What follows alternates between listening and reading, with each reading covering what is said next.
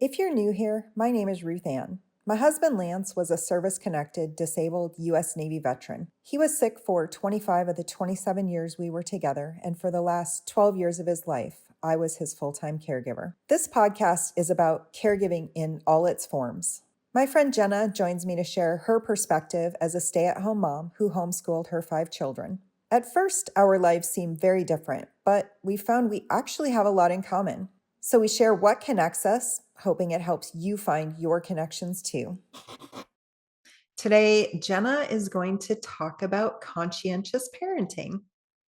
Well, I know that sounds like pretty big and overwhelming, and maybe two kind of opposing terms, conscientious parenting. But to me, it was kind of the most foundational element of what it meant for me to raise kids. And when I started thinking about like what is the most important and most foundational, and I think most impactful thing that I've done as a parent, it really starts out with a moment, and I can't even tell anyone where I got this or why or how this happened, but I can very vividly remember with my very first, my oldest child. I was 20 years old, and so I was still a child essentially. And I had this little tiny baby, and he was so tiny. And I just remember holding him, and my first thought was, who are you? And for some reason that kind of became the the first question I would ask when I met each of my kids is, who are you? What are you like? And understanding that, like, even in the womb, these were humans, these were people that were going to like be adults someday and do the things that I'm doing now. They're going to be parents and grandparents. And who are they? And realizing that I had this very sacred mission to develop and really draw out all their best qualities.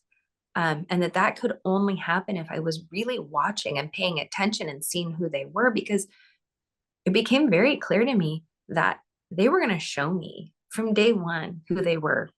And it's so fun to talk to my kids about the way they were and the things they did and how they acted from birth, even their pregnancies and how they were in the womb. Like I can draw parallels between who they are and who they are now as adults and who they were when I was even pregnant with them. And I can just see those similarities. And it wasn't an accident. I was paying attention, I was watching, I was asking them questions, to have them tell me like who they were, and realizing that they were born with amazing gifts and traits that I wanted to draw out and develop and nurture.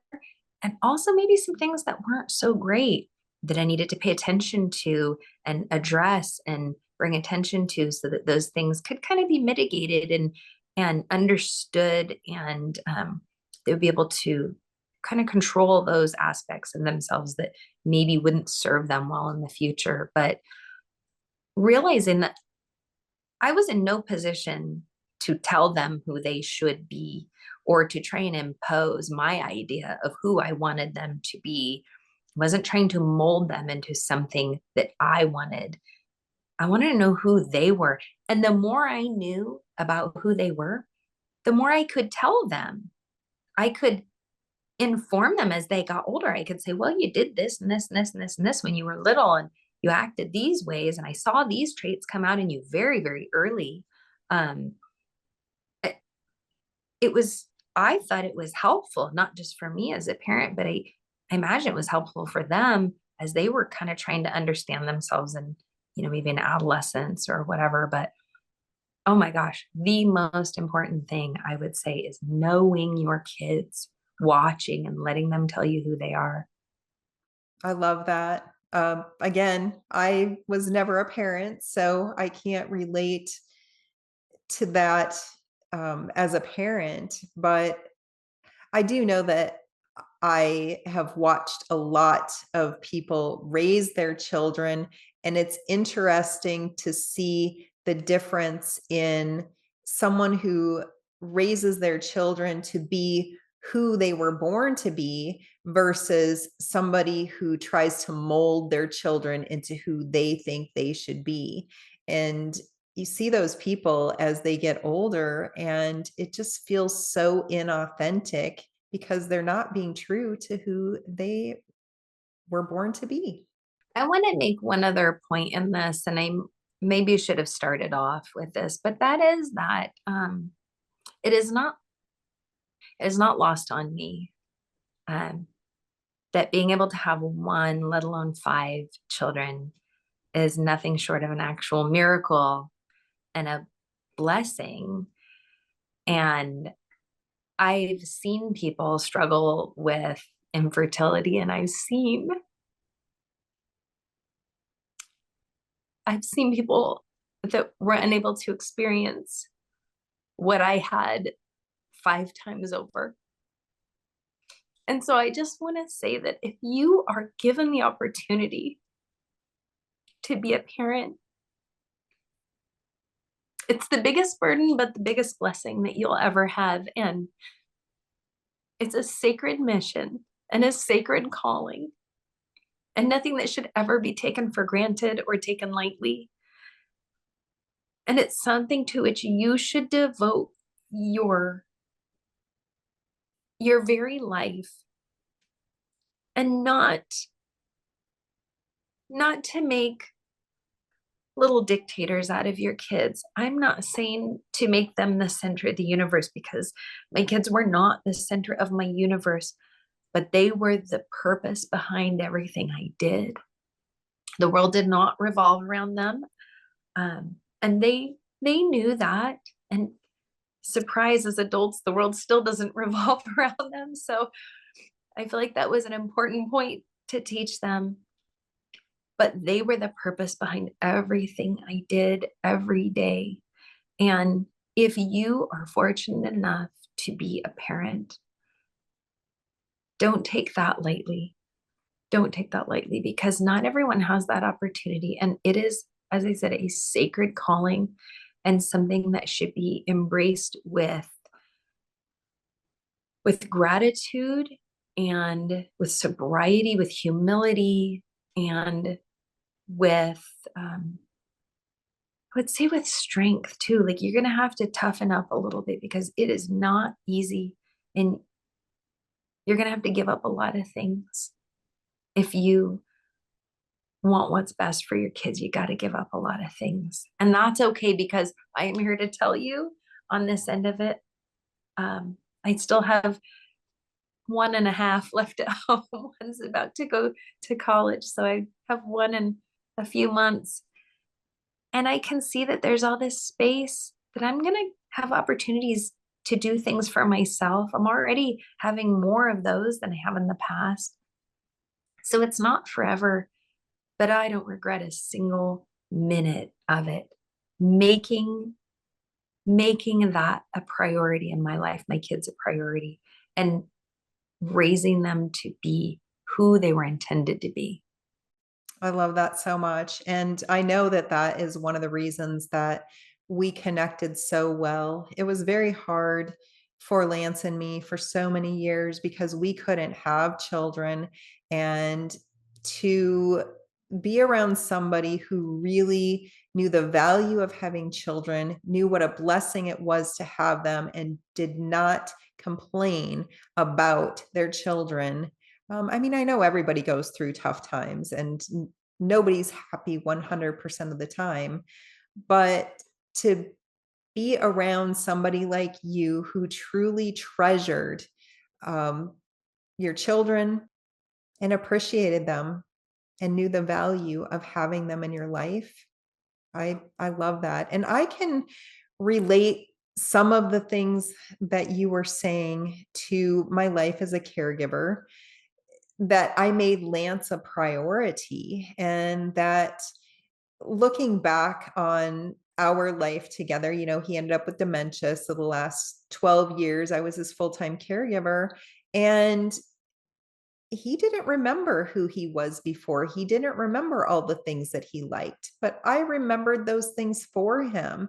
And so, in making him a priority, I set up our life so that it was the best for him that it could be. And it was the things that he loved to do, going out into nature and taking drives and traveling and taking photographs. And, those are just some of the things, but making him a priority and letting him know that he mattered. That was so important. I think that's a really good point. Just making sure that that your kids know that they matter to you. And I'll just say this: it doesn't come from um, buying them things or making their life easy.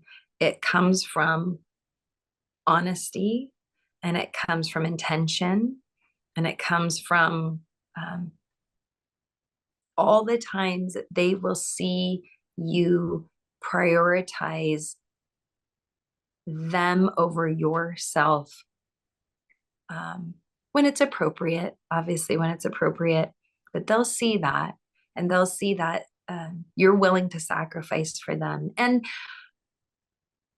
I will say this one last thing, and I think this, you can relate to this, is being their advocate and teaching them to advocate for themselves. That was such a huge part of it. So I tried to model not just advocating for myself, but advocating for them so that they could see that they were going to have to do that someday.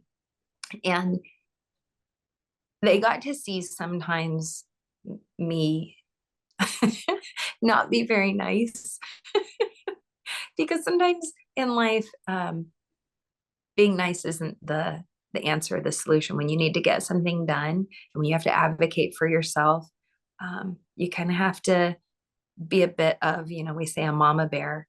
But I think there was something to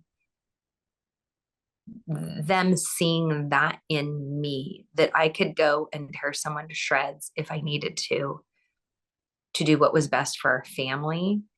There was probably a little bit in there that, well, maybe it scared them because they thought, well, if she can tear someone else to shreds, she can also tear me to shreds. And so I should stay on the right side of that. So maybe it just scared them a little bit, but I think they saw the value of that, that I only did it when necessary, and that I meant business, that I was very serious, and that certain things are very important. So modeling that, and I think you did the same thing for Lance, just fiercely advocating. So maybe he was a little bit scared of you too.